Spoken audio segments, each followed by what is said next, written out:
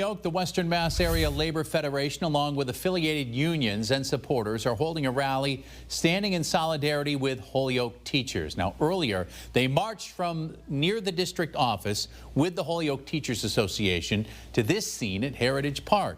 We spoke with the Holyoke Teachers Association, hopes to gain after they have been without a contract for several hundred days.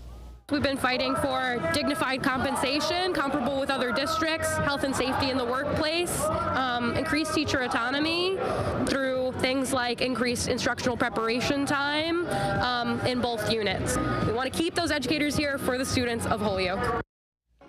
The event is part of the nationwide May Day Strong Coalition, a coordinated effort to mobilize union members, other workers, and supporters in cities across the country.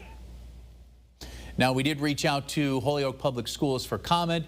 They shared with Western Mass News a statement saying they continue to negotiate in good faith, and it reads in part, the HPS proposal includes a starting salary of $55,000 for teachers with bachelor's degrees. The starting salary is higher than our 9 comparable districts, including Springfield, Chicopee, and West Springfield.